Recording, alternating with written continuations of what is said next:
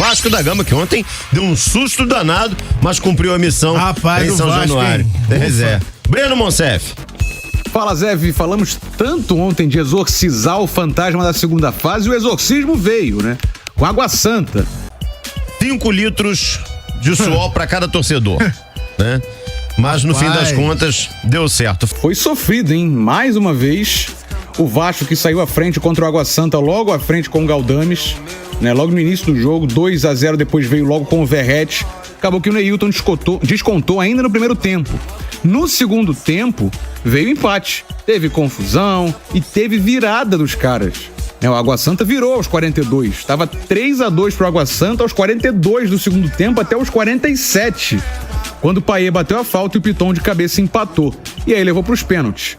Então, teve confusão, teve discussão, o jogo ficou parado, teve expulsão, né? Então, assim, foi um jogo tenso demais ontem. Farias estava lá e acompanhou isso tudo pessoalmente, né? Foi testemunha ocular disso aí, junto com quase 18 mil torcedores presentes em São Januário. Nos pênaltis, 4-1. Payet, Piton, Sforza e Pablo Verrete marcaram e o Léo Jardim ainda pegou uma cobrança. Então o Vasco se classificou nos pênaltis. E é claro que a gente lembrou do ano passado que também o Vasco foi para os pênaltis, só que foi eliminado na ocasião para o ABC na temporada passada. Bom, vamos ouvir o técnico Emiliano Dias, auxiliar técnico, vai no automático, né? Auxiliar técnico Emiliano Dias falando dessa atuação de ontem e das dificuldades da classificação do Vasco. Acho que fizemos os primeiros 45 minutos melhores de que a gente está acá en Vasco. Y después aconteció que quisimos entrar en un juego que a gente falou que no tiene que entrar, que es en el de golpe a golpe, y terminamos sufriendo. Y el segundo tiempo no gustó de nada. Hay que seguir mejorando y tratar de continuar con el primer tiempo para poder fazer um Vasco perfeito. Então tá aí o Emiliano, lembrando que domingo o Vasco pega o Nova Iguaçu pela ida da semifinal, Maracanã vai estar lotado e por hora é comemorar a classificação, né? Mas já sem tempo para descanso, hoje e amanhã, os últimos treinos antes de pegar o Nova Iguaçu. Último detalhe, R$2 milhões em premiação e os jogos vão ser na segunda e na quarta semanas de abril, é sempre bom lembrar. Entre os dias 11 e 27 de abril, as partidas da terceira fase da Copa do Brasil, que agora terão ida e volta. Todos os jogos aí definidos por sorteio. Foi sofrido, mas o Vasco conseguiu com Água Santa exorcizar esse fantasma. A gente falou disso ontem. Vale lembrar, Vascão na próxima fase da competição, meu parceiro Bruno Azevedo. Está na próxima fase da Copa do Brasil. Agora, vou te falar, hein? O Vasco gosta de testar o coração do torcedor, hein, o Gabriel? O Vasco curte um certo drama, né? Essa é a grande verdade. O primeiro tempo muito bom, combinado a um segundo tempo em que o Vasco sequer esteve em campo. Eu acho que o segundo tempo só dá pra considerar o gol salvador, né? Que levou o Vasco para os pênaltis, porque o desempenho foi, ridículo. No segundo tempo, ridículo. Primeiro tempo só não foi perfeito, porque o Vasco sofre o gol do Neilton, basicamente no último lance, e apesar do segundo tempo ter sido ruim, eu acho que é esse lance do primeiro tempo que muda a cara do jogo completamente. Aliás, esse Neilton, aquele que foi do Botafogo, jogou bem demais, hein? Jogando muito bem, fez uma excelente partida ontem, foi um dos principais nomes. Ele e o Luan Dias, cara, o Luan Dias do Água Santa acabou com o jogo também no segundo tempo, qualificando o passe, metendo gol.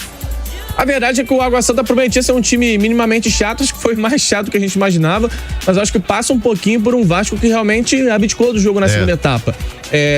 O futebol de vez em quando é difícil de explicar, né? Porque... Pois é incrível isso, né? O Vasco fez um primeiro tempo muito bom. Como é que vira a chave assim pro lado ruim, né? Assim, um detalhe eu consigo enxergar no jogo, que é o gol do Água Santa, o primeiro.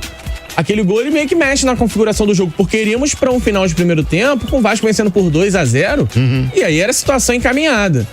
Como o Água Santa faz um gol no apagar das luzes do primeiro tempo, acaba levando a equipe paulista pro vestiário com um pouco mais de motivação. Agora, isso não justifica, pô. O Vasco teve 15 minutos para esfriar a cabeça no vestiário, o Ramon Dias estabeleceu alguma estratégia e o Vasco voltar bem. Voltou pro segundo tempo, o Água Santa amassando o Vasco, pô. Só deu o Água Santa praticamente o segundo tempo inteiro. O Vasco vai pressionar na reta final. Quando tem o gol, e aí aquele período de acréscimos que não acabava nunca, o Vasco vai pressionar ali. Antes só deu Água Santa.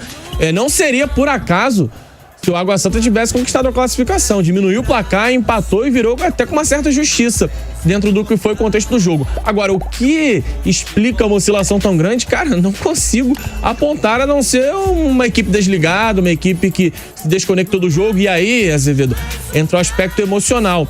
Eu sei que é fácil ficar jogando tudo no emocional, mas quando você tá vencendo por 2-0, você toma um gol, beleza. Estamos no jogo. Quando o adversário empata, meu amigo, vira um Deus nos acuda. O Vasco se desconectou completamente. As substituições não surtiram efeito. O Vasco foi buscar o empate mais na base da bola parada, na base do talento do Payet, do que propriamente na base da organização. Que, aliás, Payet que foi mal no segundo tempo, hein? Foi mal. O Payet, ele parte no primeiro gol, o do Galdames, o Payet faz um lance sensacional, né? Porque ele recebe o lançamento, ele dá um domínio já cortando o marcador e clareia a jogada, craque de bola.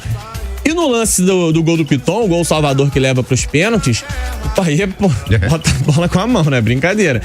E quando ele erra o lance do terceiro gol do Água Santa, o gol da virada do Água Santa, eu até brinquei com o Vitor, vou cometer aqui vou correr o risco de criticar o craque, mas o Payet foi muito mal no segundo tempo e é dele o passe errado que constrói o contra-ataque do Água Santa. Cara, assim, é um cara diferenciado, né? A bola parada dele é maravilhosa, assim, é muito certeira. Só que não dá pra gente esconder o que aconteceu. Ele foi mal no segundo tempo. Partida ruim.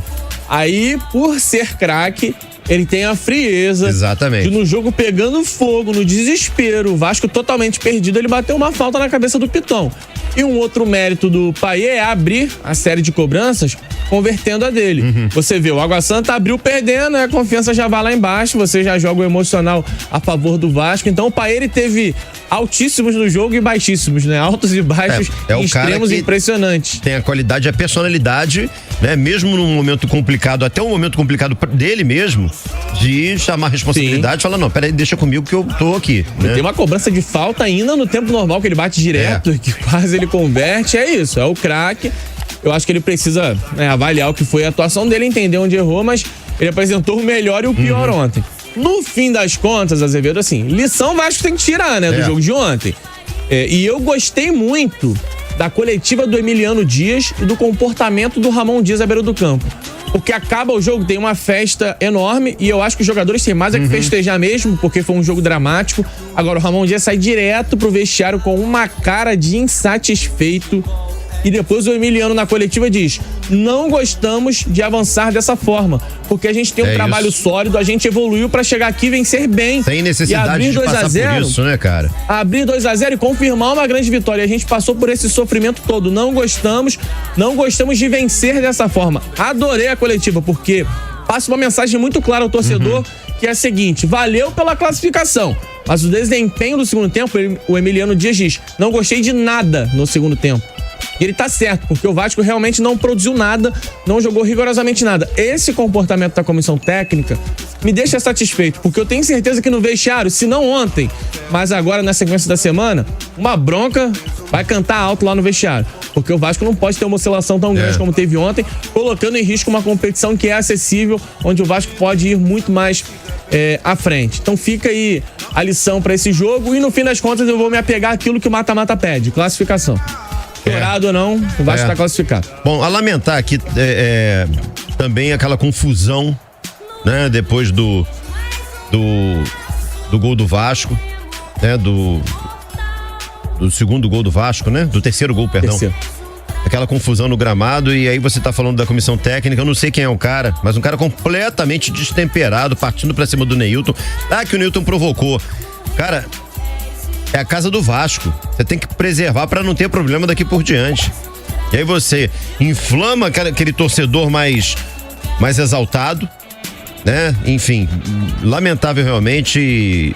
Espero que o Vasco tenha, né? Quando eu falo Vasco, são as pessoas que trabalham no clube diretamente no futebol, que tem a cabeça fria num momento como esse pra não prejudicar o time, né, cara? Eu acho que a confusão de ontem é o colmo do futebol brasileiro. Jogadores não se comportam bem em campo, dificultam a vida do árbitro. A arbitragem, por sua vez, não tem pulso firme pra segurar o ritmo do jogo. E as comissões técnicas / banco de reservas também inflamam muito, porque assim, Azevedo, e o árbitro faz também com o que acontece fora de campo. Claro que ele pode ir no banco, como ele fez ontem, expulsou um monte de gente.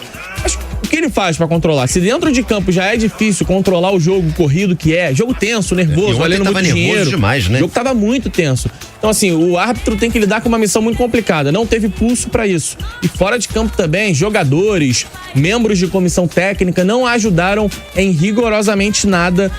Eu acho que, assim, é algo pra gente repensar, cara, o comportamento de todo mundo, né, num jogo de futebol. Eu sei que vale muita coisa, eu sei que é muito importante uma partida como aquela.